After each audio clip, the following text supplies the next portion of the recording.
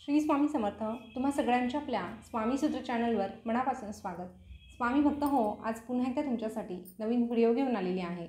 व्हिडिओच्या माध्यमातून नवीन माहिती आपण जाणून घेणार आहोत. बघा, श्रावण महिना सुरू आहे आणि त्यातली त्यात आता श्रावण महिना संपतही आला आहे. बघता बघता हा श्रावण महिना सेवा करण्यात, उपाय करण्यात कसा निघून गेला हे आपल्याला कळालंच नाही. पण तरीही ज्यांच्याकडून काहीही सेवा झाल्या नाही त्यांनी आवर्जून ह्या 8 दिवसांमध्ये तरी होता होईल तितक्या सेवा करायच्या आहे आणि भगवान शिवांचा आशीर्वाद प्राप्त करून घ्यायचा आहे. कारण भगवान शिव म्हटलं तर भोलेनाथ आहे. छोटीशी सेवा, थोडीशी सेवा जरी केली तरीही ते प्रसन्न होत असतात. तर या 8 दिवसांमध्ये नक्कीच तुम्ही त्या सेवा कराल अशी माझी खात्री आहे. आता श्रावणी सोमवार निमित्ताचे जे काही उपाय आहे, ज्या काही सेवा आहे, यापूर्वी बरेच व्हिडिओ बनवले आहे, त्यामध्ये तुम्ही बघू शकता. ते व्हिडिओ अजून बघितले नसतील तर आवर्जून आपल्या चॅनलला भेट द्या. त्यातली त्यात आज श्रावण सोमवार आहेच, परंतु आज जन्माष्टमी देखील आहे. त्यामुळे या दिवसाला विशेष असं महत्त्व प्राप्त झालेलं आहे. आता जन्माष्टमी निमित्त देखील काही सेवा उपाय टाकलेले आहेत, ते देखील तुम्ही आवर्जून चॅनलवर जाऊन बघू शकतात. आता ह्या व्हिडिओमध्ये आपण अशा छोट्या छोट्या गोष्टी जाणून घेणार आहोत, ज्या केल्याने आपल्या घरातलं वातावरण आनंदमय, मंगलमय होण्यासाठी मदत होणार आहे. श्रीकृष्णांचा आशीर्वाद जर आपल्या संपूर्ण कुटुंबावर असेल तर आपल्या कुटुंबाचं गोकुळ व्हायला वेळ लागणार नाही असं म्हटलं जातं. त्यामुळे श्रीकृष्णांचा आशीर्वाद प्राप्त करून घ्यायचा असेल तर या ज्या काही पुढच्या गोष्टी सांगत आहे त्यापैकी जेवढा करता येणार आहे तेवढा करण्याचा प्रयत्न करा. आता बघा, आज आपल्याला करायचं काय आहे. आता आपल्या हिंदू धर्मामध्ये विविध वृक्षांचं वेगवेगळं असं महत्त्व सांगितलेलं आहे. जसं की औदुंबर म्हटलं तर दत्त महाराज, स्वामी महाराजांचा आवडतं वृक्ष आहे.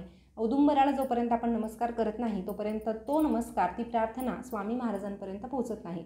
अशी विविध प्रकारची झाडं आहे ज्यांचा संबंध विविध प्रकारच्या देवदेवतांशी असतो. अशाच काही झाडांचा उल्लेख आजच्या व्हिडिओमध्ये आपला होणार आहे.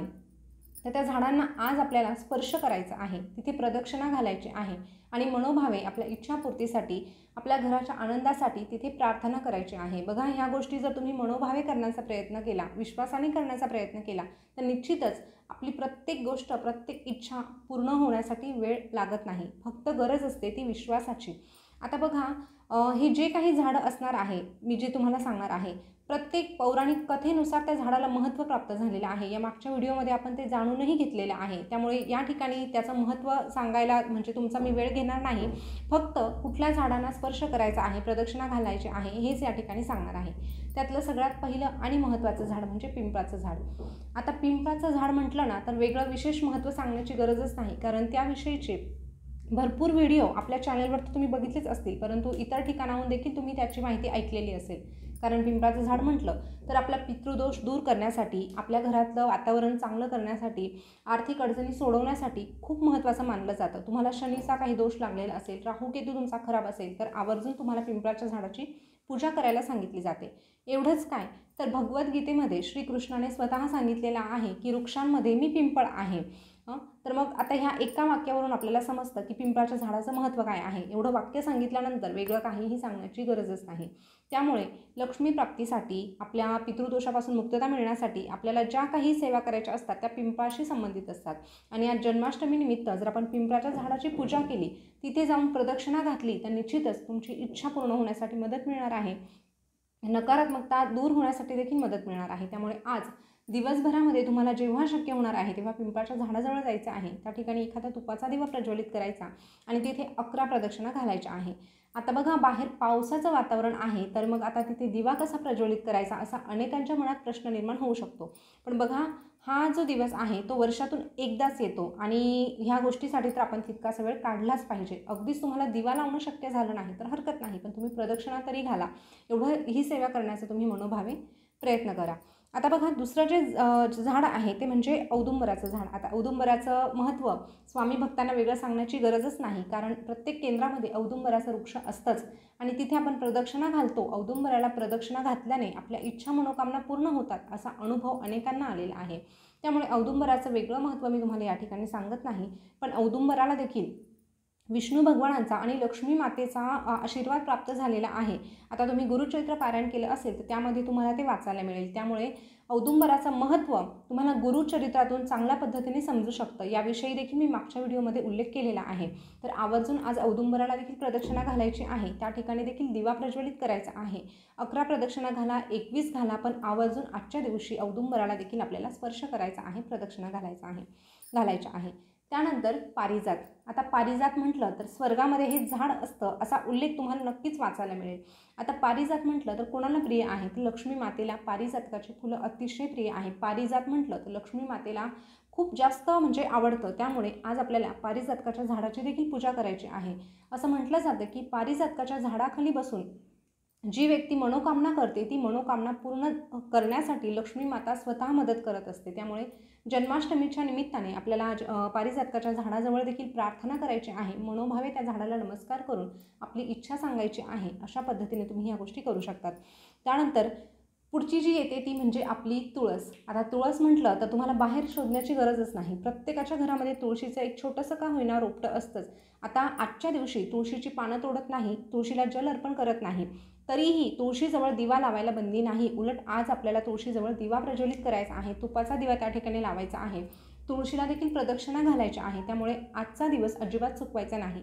तुळस म्हटलं तर तुळशीला हरिप्रिया म्हटलं जातं. म्हणजे काय, विष्णू भगवानांची आवडती, श्रीकृष्णाची आवडती अशी ही तुळस आपल्या अंगणामध्ये जेव्हा असते तेव्हा आपोआप त्या ठिकाणी विष्णू भगवान येतात, लक्ष्मी माता येते. पण कधी, जेव्हा आपण ह्या तुळशी मातेची पूजा करतो तेव्हा.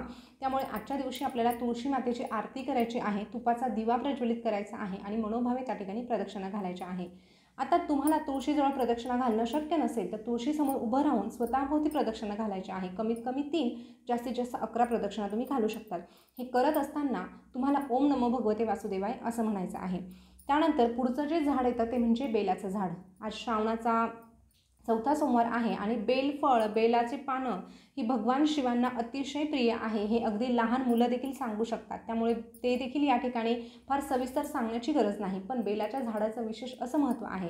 बघा, एखाद्या कामासाठी तुम्हाला सतत अडचणी निर्माण होत असतील किंवा तुम्हाला असं वाटतं की तुम्हाला वाईट बाधा लागलेली आहे, कुणाची तरी दृष्ट लागलेली आहे, तुमच्या घरावर काहीतरी संकट आलेलं आहे, असं जेव्हा तुम्हाला वाटतं ना, तेव्हा तुम्ही ही छोटीशी सेवा करून बघा. बेलाच्या झाडाखाली बसायचं, एक दिवा लावायचा. शक्यतो तिथे मातीची पिंड तुम्हाला बनवता आली तर ती बनवू शकतात. नाही शक्य झालं तर फक्त एक दिवा जरी प्रज्वलित केला शिवांची आराधना करून आणि त्या ठिकाणी बसून जर तुम्ही शिवचालिसा वाचली किंवा शिवमहिम्न स्तोत्र वाचलं तर बघा, तुम्हाला 101% सांगते तुमची इच्छा मनोकामना पूर्ण होते. ज्या काही वाईट बाधा आहेत त्या दूर होण्यासाठी मदत होते. आता इतर वेळेसही तुम्ही हे करू शकतात. संकल्पयुक्त सेवा बरेच जण करतात आणि त्यांना त्या गोष्टींमध्ये यश देखील प्राप्त होतं. पण आज जन्माष्टमी, त्यासोबतच श्रावणातील 4था सोमवार आहे. त्यामुळे आवर्जून तुम्ही बेलाच्या झाडाजवळ, तुमच्या घराजवळ कुठे बेलाचं झाड असेल तर तिथे दिवा प्रज्वलित करा. तिथे बसून एकदा शिवमहिम्न स्तोत्र म्हणा किंवा ओम नमः शिवाय या मंत्राचा जप तरी करा. अशा पद्धतीने बेलाच्या झाडाची देखील मनोभावे आराधना करा, प्रार्थना करा. तुमची इच्छापूर्ती झाल्याशिवाय राहणार नाही.